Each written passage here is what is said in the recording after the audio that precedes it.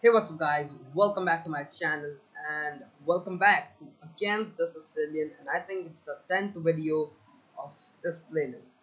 And yeah, I mean, you can observe that from like 2 3 months, I think 4 5 months, there was no video, absolutely no video for Against the Sicilian. I actually just forgot that I have this playlist. But yeah, now I just remembered, and there's a video. In today's video, I'm going to show you one of the most surprise weapons. This is a complete sideline, the Ginsberg Gambit. Now, this is just a crushing gambit, and I mean, you should have sidelines for against all the openings. I mean, if you are in a tournament, your players, your opponents expect you to play the main line or just the classical variations and all, just the main variations. But if you play these sidelines, your opponent is gonna get confused. So let's go. So e4, c5, knight f3, the main line, d6, d4, c takes g4, knight takes g4, knight f6. So you like, this is just the main line. What is different? Well, the difference is here. This is just very popular. Everyone played this. Now, there are a lot of moves. I mean, the main move is just knight c3. Also, sometimes players play bishop d3, which is also a move, and there are all sorts of move. I mean, f3, knight d2. Those are all just like anything. But here comes Ginsberg Gambit with the move bishop to c4. Now, this is very surprising. Your opponent will get shocked because they would think that what is this bishop doing? First of all, I can just take the pawn, it's free. And second of all, if they're trying to attack my pawn, then they should have a knight on g5. And it's on d4, what is it doing? They'll surely take this. And there we go for the surprise. It's not just about attacking a pawn, castle, and having a good deal development. Ginsberg Gambit is a dynamic, explosive gambit. And we play the move bishop takes f7, unbelievable.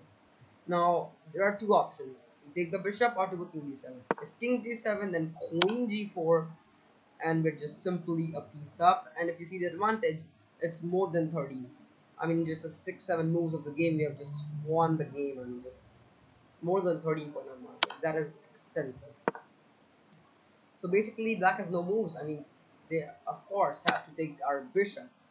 And here we're not going to queen f3 because, or else they go knight f6 and it'll block. Instead, you're gonna go queen to h5. Notice in that variation, in this one, now queen h5 is not possible because of the knight. So we'll do queen to h5. And now black has a couple of options. Basically, there are just three options. It's g6, king to g8, or it's king to f6. Let me show you. Yeah. So this, or it's this. Let's first talk about this move, king to f6. Okay. Yes. So king to f6 is the worst move possible in all these three lines, and king to f6 just loses on the spot. You can see in the evil bar it's more than +5, and we played this move knight c3. What? What does knight c3 do? Well, if they take the knight, then we have this move bishop to g5. Only when move king to e5, and after b takes e3, it's like mate in 10. Yes, there are variations which is mate in 10, mate in 11, or mate in 6. If you just don't want to get in that head spinning complex variations, then you can just go bishop takes e7. And after king takes d4, remember, you can take the knight with the check. So that king's in a check and queen can't just run away. And after king takes c3 or anything, just take the queen. So avoiding all these checkmates and all, if you win the queen, you're of course gonna win the game. Instead, you just blunder a queen in the f. So basically, knight takes c3 just loses on the spot. The best move here is g6. Now we can just play knight takes e4. After king to f7, king just give check. And after king g7, I mean, this is just a miserable position. If you see, it's just plus 5.7, and this position is resignable because I mean our knights are just there, our queen is there, this bishop is gonna come in the party, and this is just a very bad position. Black is gonna resign. So that's why in this position, if they play something like e sorry e5, trying to get a bit like just aggressive, knight d5 in its mate, unbelievable. 95. You can also go there. That's also not made, but it's just winning, almost winning. I mean, you can just get your knight and queen off. Notice in this position, knight d5 and knight h4 are both made. Let's start up and goes there. Boom, that's a mate. Even this is a mate.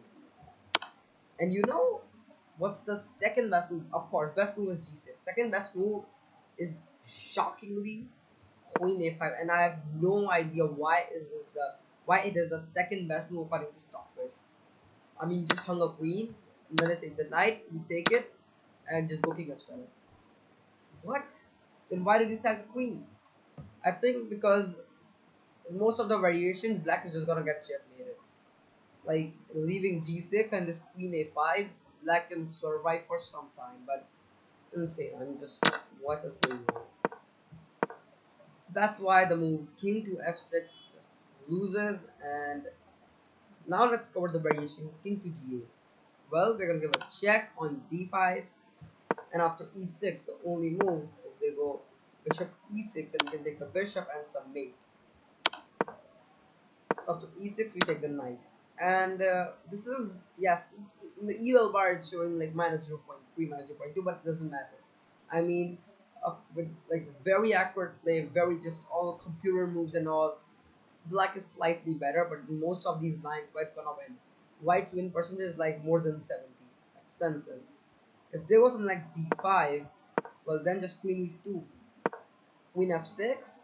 Well, see, the simple plan is we have to go knight c3, castles f4. We can, I mean, this bishop can go anywhere. Bishop d2, bishop e3, bishop f4, bishop g5, all are same. And if they like attack like this, well then we can just go back with the knight. I mean, the main plans, let me show you all the main plans here for white so that you are just very clear what to do. I mean, yes, so first of all, we're going to castle this knight here. The bishop can go here, here, here, and here. I mean, just extensive play, and I mean, this position is just resigned. Black is just gonna do nothing.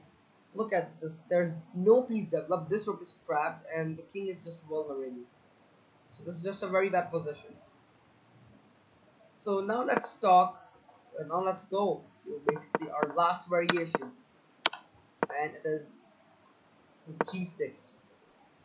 Well, we're gonna give a check on d5, and here there are four options for black. Let me show you. So the four options are e6, king f6, king g7, and king to e8.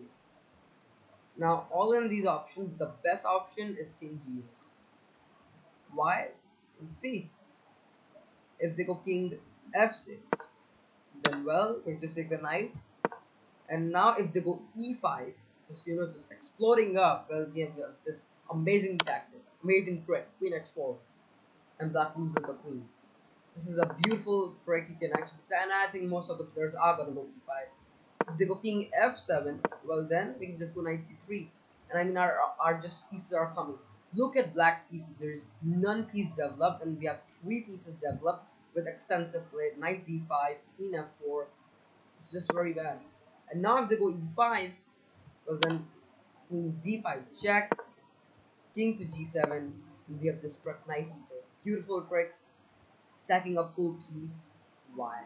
If black takes the knight, well then queen takes d4. Look at the evil bar. Just goes high, +4. If they go king g8, then queen d5 check here, and just the normal bishop d2. As simple as move looks, this is a dangerous move. Our threat is just to go bishop c3, and this king is just swarmed up. I mean, crisscross applesauce. And if they go king f7, well then we can just take the rook. So basically, just have to give this check. If the king g8, then just a bit repetition of moves, and then bishop d2. If they move there, just take the rook. So king f6 is just not good. Now let's talk about the move king e8. This is the move which will get highest speed. It looks like king is back in the place. It's very good. Yeah, you are in the shape. Well, then we just take a knight. If they go bishop, now see there are just a lot of moves here. If they go bishop g7, well then we go knight c3, and here look at I mean, black is having not much options. If they move the bishop, we take the pawn of d7. Knight c6 not possible because we take. There are two pieces there. So black is stuck. Black is basically stuck. The queen c7. Well, then we have knight d5, and we're just storming up. The castle, rook e1, bishop g5. These some combination of moves. Just it's just game over for black. The main problem for black is they can't castle, and it's just very bad. If they try to slow play this with the move a6, well then bishop g5. And now if they try queen c7 with the idea to go knight c6 without any problem so that they have support on the knight, well then knight d5, and this is a resignable position. There's nothing black can do. Our pieces are coming. The knight, queen, and the bishop. The queen's attacked. It's just over. It's just over. Instead of bishop g7, it did go e5 with just full explosion. Well then knight c3. What? No, they can't take spin. It's black's like, okay, then I'm gonna break the pin with queen e7. Now what? Knight d. Oh, knight b5. What? Knight b5? What is knight b5? Okay. I think I'm trying to go c7, but it's covered with the queen. I go a6. What now? Well, now we have this move. Very important move. Knight d5. Attacking the queen. It's over. Anywhere the queen goes, our knights are coming. To go here, well then it's a family form. The queen goes. I mean, it's just not possible for black to just develop.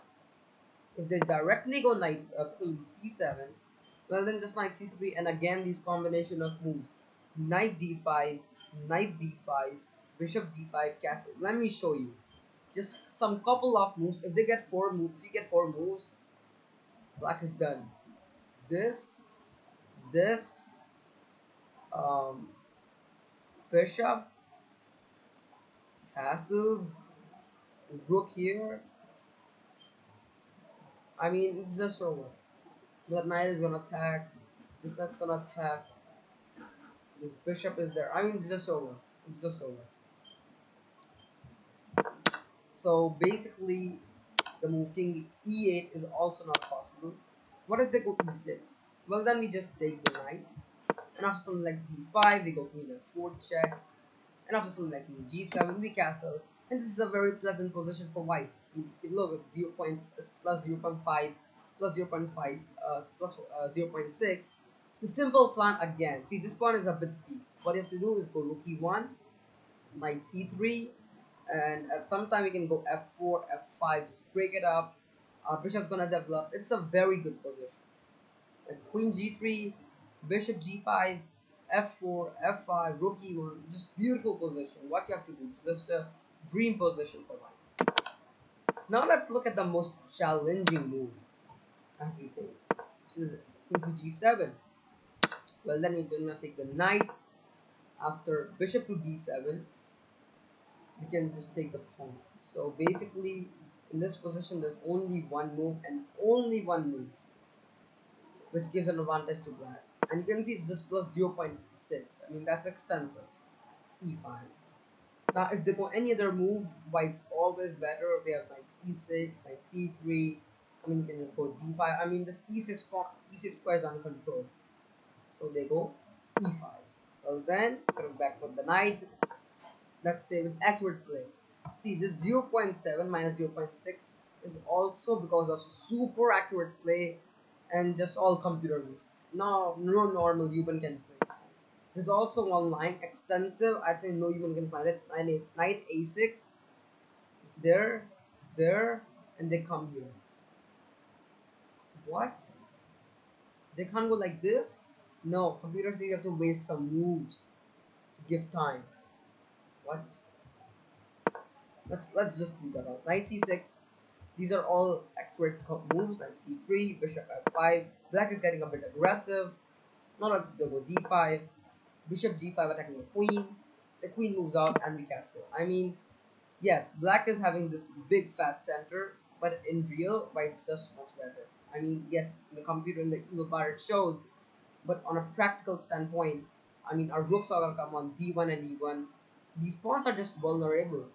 The pawn is just so weak. We have ideas like queen b5 attacking this pawn and even the d5 pawn, and this results in game over for black. So, guys, this was the most dangerous, one of the most extensive, useful, dynamic, just ultimate sideline defense against the Sicilian defense. So always remember, you can play this Ginsberg Gambit after these couple of moves, then shock your opponent with this bishop move, and then sack bishop. So guys, that's all for today. I hope you enjoyed today's video. Like the video, subscribe to my channel, and for more amazing videos, just be on my channel. Goodbye.